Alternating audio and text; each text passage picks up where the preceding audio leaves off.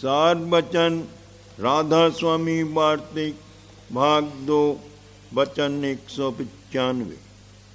विद्यावान और चतुरा सद्गुरु के संग के लायक नहीं है, क्योंकि ये अहंकारी होते हैं और इनको संत सद्गुरु पर भाव नहीं आता।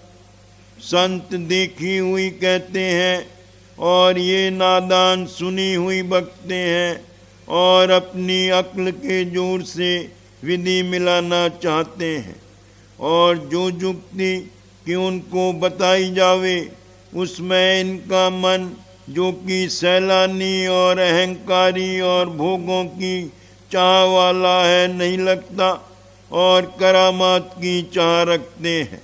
और करामात दिखाने की संतों की मौज नहीं है, क्योंकि जो प्रीत करामात के जोर से होवेगी उसका कुछ भरोसा नहीं है। करामात उनके वास्ते है कि जिनको परमात्मा की सच्ची चाह है और अपने जीव के कल्याण के वास्ते संतों पर भाव और प्रतीत लाए।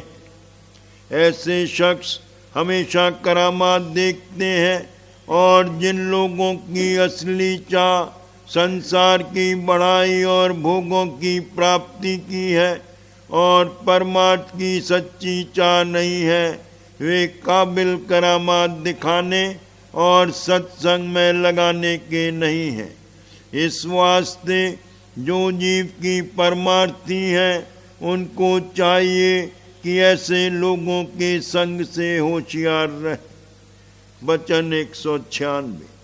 संत अगर जाहिर में क्रोध और लोभ भी करें तो उसमें जीव का उपकार है, और संसारियों का क्रोध और लोभ 84 ले जाने वाला है, पर इस बारीकी को मूर्ख नहीं समझते। ये बात भी सत्संगी जानते हैं, मूर्ख निंदा करते हैं, पर संत दयाल हैं, अपनी दया से उनका भी उद्धार करते हैं।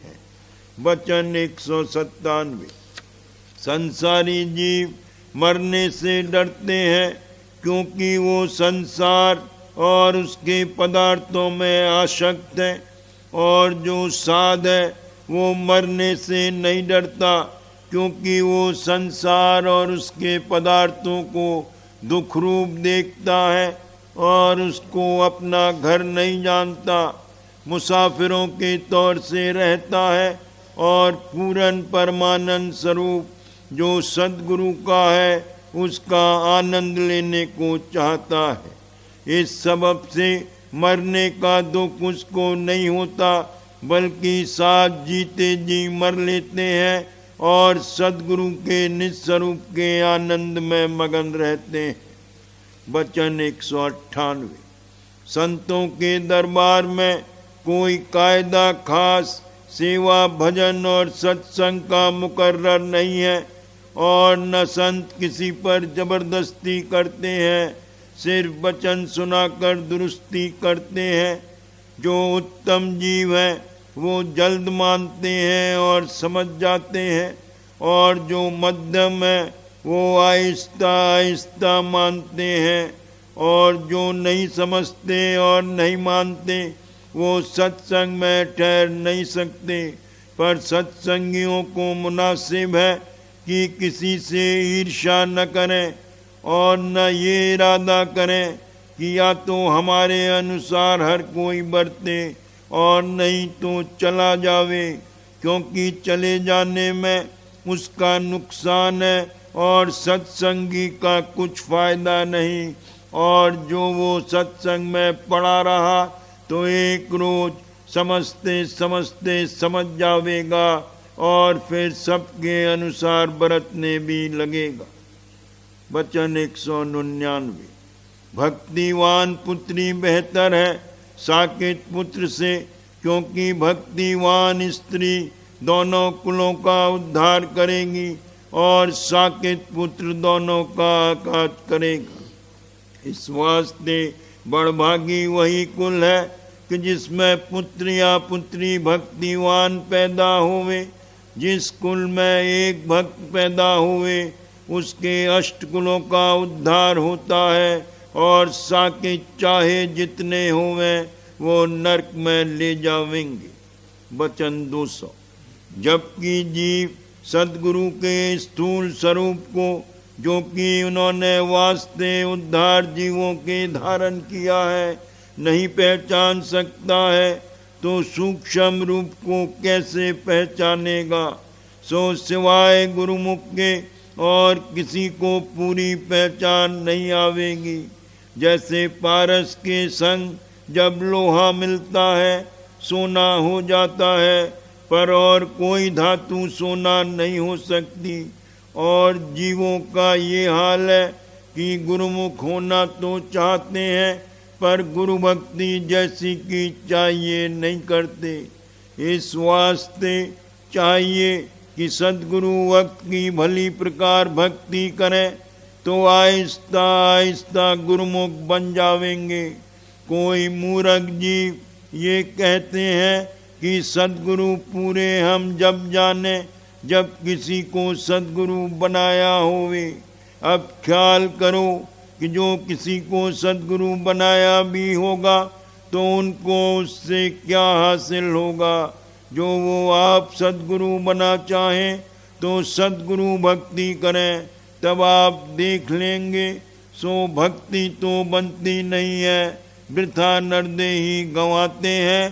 पर इसमें भी मौज है, क्योंकि जो सब गुरुमुख हो जावे तो संसार की रचना कैसे रहे।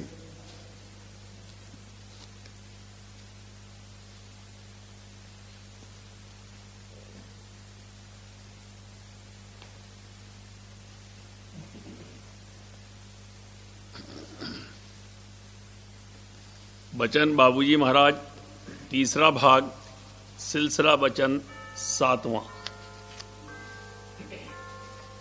मालिक की कशिश सब पर है और वो सूरत को खींचता है, लेकिन स्थूलता की वजह से ये खींचता ही नहीं है, बल्कि खींचने वाले को नीचे खींचना चाहता है। खैर, वो तो नीचे नहीं खींच सकता। अगर मालिक जबरदस्ती दया की धार भेजे तो उससे ये तो खींचेगा नहीं, मगर वो बिजली की तरह आग लगा देगी। नरक की अग्नि ये भोग सकता है, मगर उस दया की धार को नहीं बर्दाश्त कर सकता। इसलिए मालिक भी ऐसे जीवों को नहीं छेड़ता।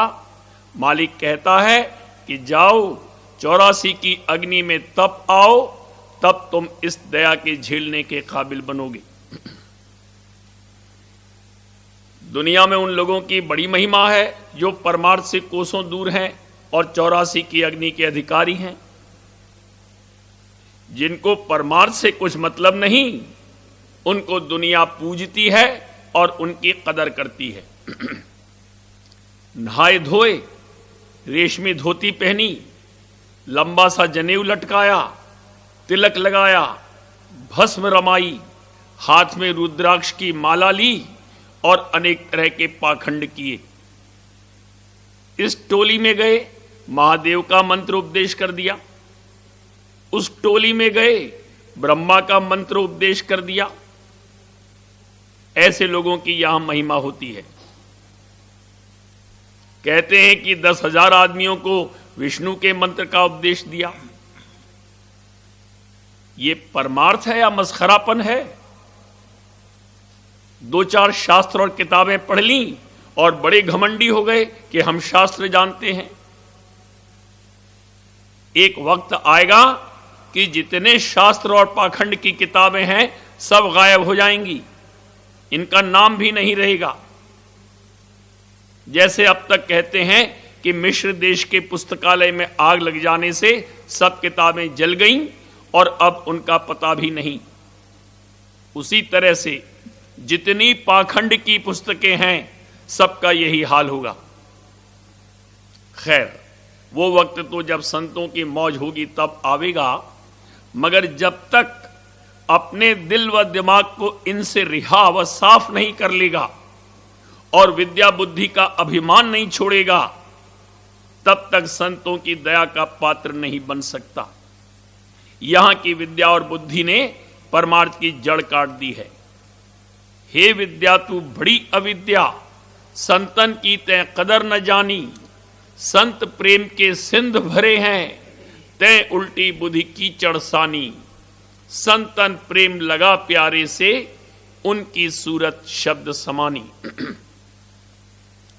इस देश की सब विद्या और बुद्धि परमार्थ से दूर ले जाकर पटकने वाली हैं, सब पाखंड हैं।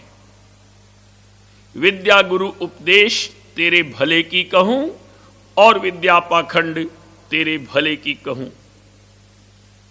दुनिया तो अंधी है ही, मगर जो लोग की संत मत में शामिल होकर भी पाखंड करते हैं और पुरानी टेक को नहीं छोड़ते, उन पर अफसोस आता है। कई तो ऐसे हैं जिन्होंने नाम ही बदल दिया है, राधा स्वामी नाम के बजाय कुछ और नाम लेने लगे हैं। भला उनका कैसे उद्धार हो सकता है और कैसे उन पर मालिक की दया आ सकती है।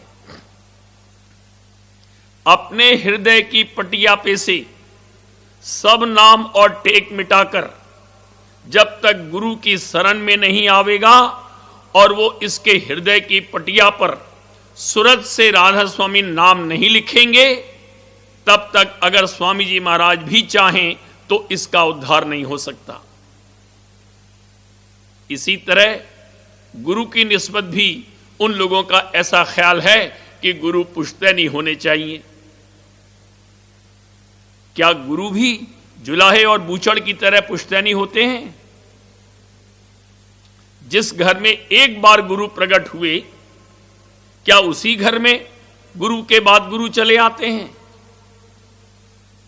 जुलाहे का लड़का अच्छा जुलाहा हो सकता है और मुमकिन है उसका पोता और भी ज्यादा अच्छा जुलाहा निकले, मगर यह जरूरी नहीं है कि गुरु का लड़का भी गुरु हो और पोता भी गुरु हो और पुष्ट दर पुष्ट गुरु चले आते हों।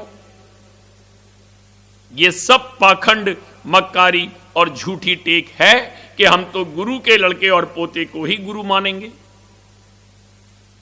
सांसारिक रीत के अनुसार पिता और पुत्र के नाते से गुरु नहीं होते हैं।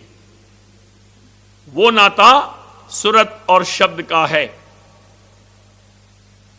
शब्द का भंडार यानी सत्य पुरुष राधा स्वामी पिता है और उसकी धार पुत्र है। जिसमें वो सूरत है वही पुत्र है, हर एक में वो सूरत नहीं है। हर गुरु की स्त्री राधा जी नहीं हो सकती।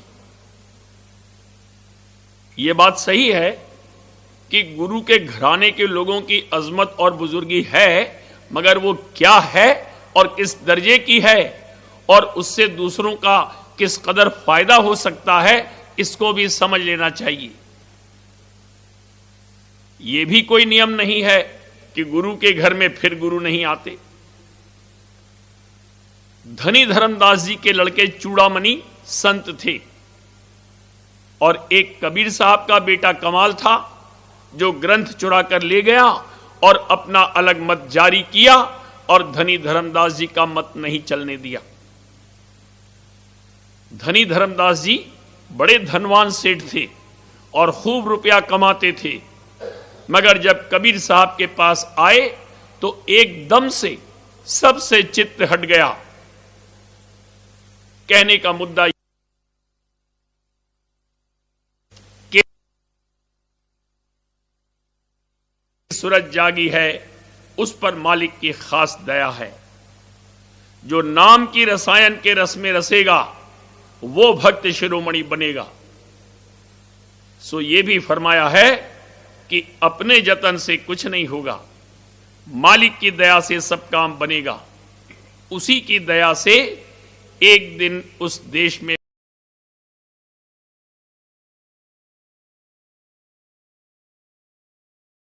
राधा स्वामी राधा स्वामी राधा स्वामी राधा स्वामी राधा स्वामी राधा स्वामी राधा स्वामी राधा स्वामी राधा स्वामी राधा स्वामी राधा स्वामी राधा स्वामी